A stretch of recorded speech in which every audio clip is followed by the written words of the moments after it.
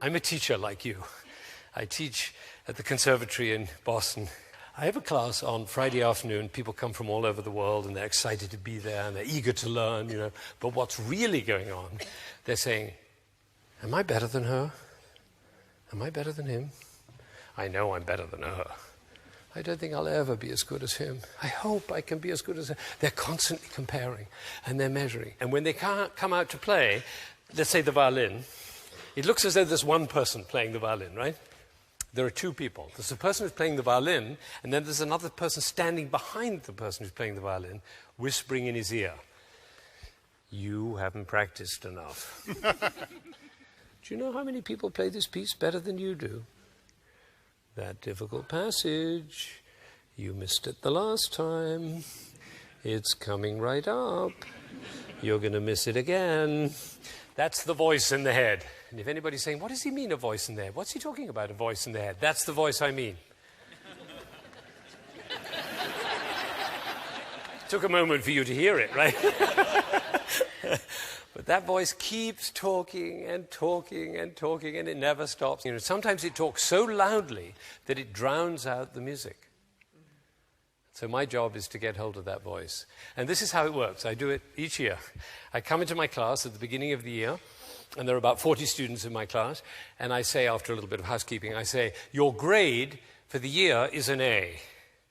You're an A. That's your grade. And there's one condition. The condition is that they have to write me a letter in the first 2 weeks of the class, of the year.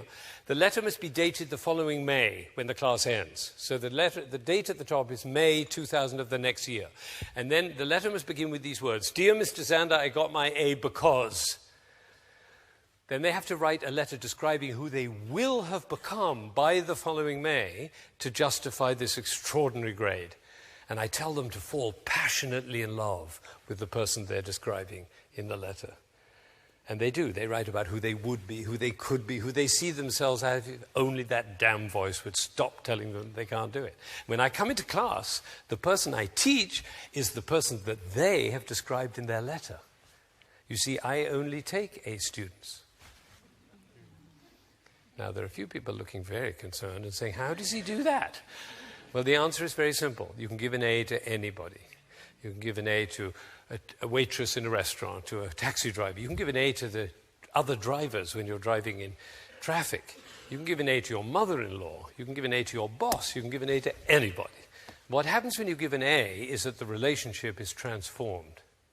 This is hard for teachers. I know this is very, very hard. I addressed a group of teachers earlier this year, and one of them came up to me afterwards and said, I like this giving an A. It's sweet, he said. But he said, but it doesn't make, you don't know the students. You don't know them. You don't know their work. So I imagine as the year progresses and you find out that some of them are quite mediocre, I imagine you modify the grade, right? I said, no. And then I tell them about this young girl I met. She's about 15. I said, what's your name? She said, Joy. I said, I beg your pardon? She said, Joy. Now, should her parents modify her name? No, because we don't give children a name as an expectation to live up to. We give children a name as a possibility to live into. The person who understood this perfectly was Michelangelo, and I'm sure you've heard this beautiful thing, but it bears repeating. Somebody asked Michelangelo about sculpting, and he said, oh, sculpting is easy, because you have a piece of marble. Inside the piece of marble is a beautiful statue. All you need is a hammer and a chisel just to get rid of all the stone that's in the way. And then That's actually a theory of education. It's, of course, not the one we use. The one we use, we're up here, the students are down here, and they try to get up and they do their homework and they work hard and they study and they work as hard as they can, and this is as far as they get. This is the gap between their achievement and our standards. And of course they're very manipulative because they know what we want to hear so they can get up a little higher. Michelangelo's model is totally different. It's eye to eye. We each have a hammer and a chisel and we're working to get rid of all that stone that's in the way of that beautiful statue. It's a totally different world. It came home to me very powerfully one day. This was the first year I'd ever done this with the A, and I was really excited about it. And I came into class, and I said to all the class were there, and I said, what does it feel like to get an A in the first class of the year? I mean, you haven't done anything, you get an A. What does that feel like? To my amazement, one of the Asian students put up his hand like that. Forgive me for my attempt at his accent. He said, In Taiwan, he said, I was number 68 out of 70 students. I come to boss, Mr. Zander says I'm an A. It's very confusing, he said. I am number 68 out of 70. Mr. Zander says, I'm an A, but I am number 68. I walked 3 weeks, very confused. Then one day I discover much happier A than number 68. I decide I'm an A. I call that cosmic laughter. That's not head teacher's laughter, that's cosmic laughter. Because what you're laughing at is the realization, of course, that the A is invented, the 68 is invented. We might as well invent something that lights up our life and the life of the people around us. I don't know if you know this, but in America, in our music schools, we have about half our students from Asia. From China and Japan and Korea and Taiwan and Singapore and all these places. And they play fantastically well. They're great. They win the competitions. But they don't speak up in class. And I found out why. I actually asked them. I said, what is this about? And they explained to me. They said, Mr. Zander, you have to understand, in Asia, it's very important to be right. The teacher is always right. And the students try to be right. And as one of these young ladies said, the best way to be right is not to say anything, then you won't be wrong. Now, I believe the exact opposite, which is you cannot learn anything unless you make a mistake. So I tell my students, when you make a mistake, celebrate. And the way to celebrate is like this. How fascinating. It's actually quite difficult. Try it out on the golf course next time you're out. You know why it's difficult is because when we make a mistake, we tend to pull down, the body pull down. Notice the next time you make a mistake, the body pulls down. Now, instead, when it pulls down, you go, how fascinating. It's like this. It's difficult to do, you know.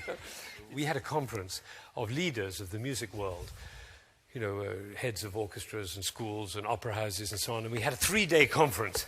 And there was a lot of what I call downward spiral speaking. Now, I don't know what the head teacher's downward spirals are, but I'll tell you some of the musical downward spirals. The little old ladies who like classical music, they're all dying, so there's not going to be an audience. The children don't learn instruments anymore. All they do is watch MTV, so they're not going to grow up liking classical music. No? And the National Endowment of the Arts is not supporting, and the foundations aren't supporting the arts the way they used to, so we're going to run out of funds. By the end of the second day, people were walking around the corridor in the hotel like this.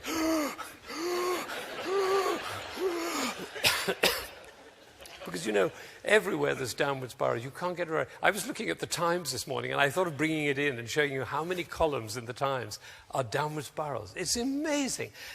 Every column is a downward spiral. And of course, the stock market, that's a downward spiral. Downward spiral. Also upward spiral. Upward spiral and downward spiral are actually the same thing. Because wherever you have a winner and a loser, you automatically have a downward spiral. So, of course, sports is full of downward spiral, but it doesn't matter in sports because we all go out for a beer afterwards. So. But our educational system is based on a downward spiral because there's nowhere to go from an A but down.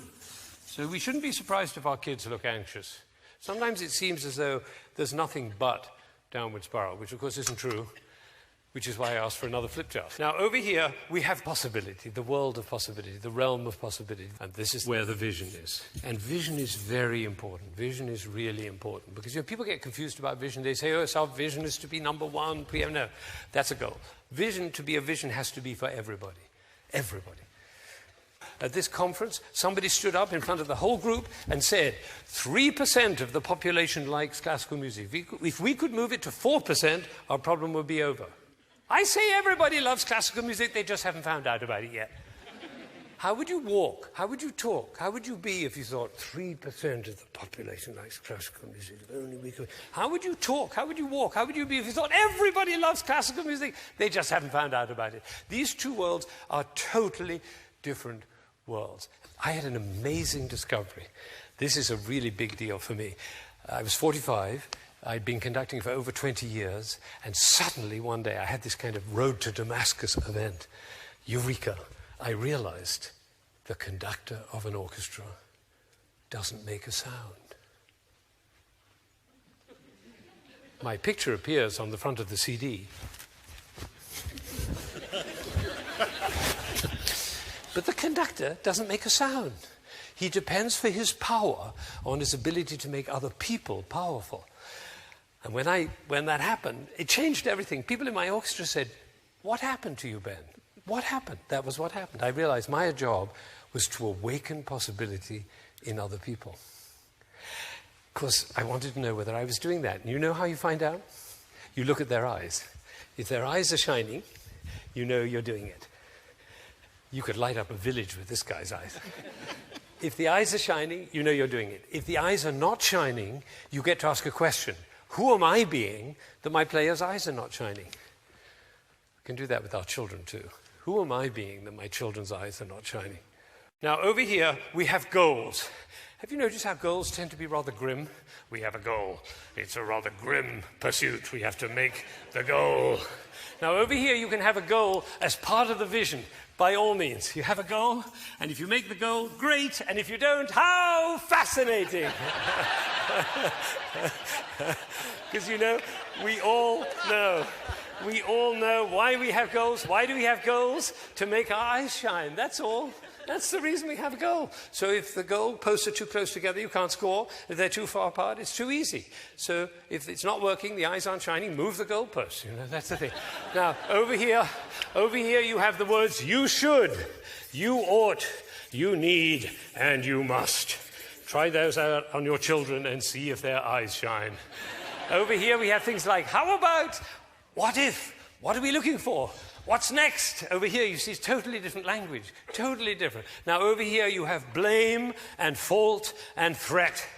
And over here, requests and apologies. Totally different. This is where we put people down and also put people up. Over here, everybody gets an A. It's a totally different world. Now, the leader, the new leader, is the one who, first of all, can distinguish the downward spiral and then has the power to take people from there over here to radiating possibility, and anybody can do it. Anybody, an 8-year-old child can do it. Anybody can do it. There's a key. There's a key to the kingdom of possibility. I'm going to give you the key to the kingdom of possibility right now. Okay, so this is the story. It always comes in a story.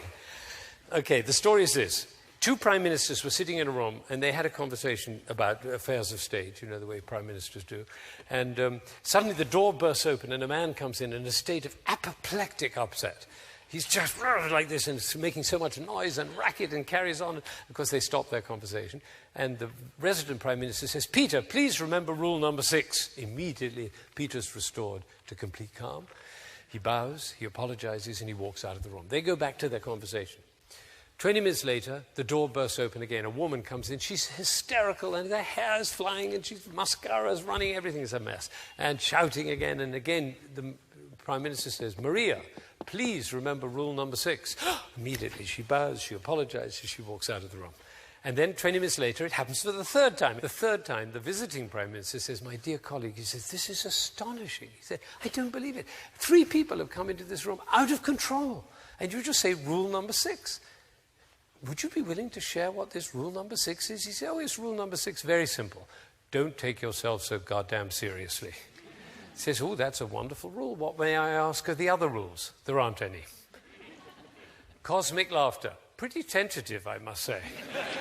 Now, it comes down to 3 things. 3 things. 1, it's all invented. You've got to get that. It's all invented. 2, standing in possibility.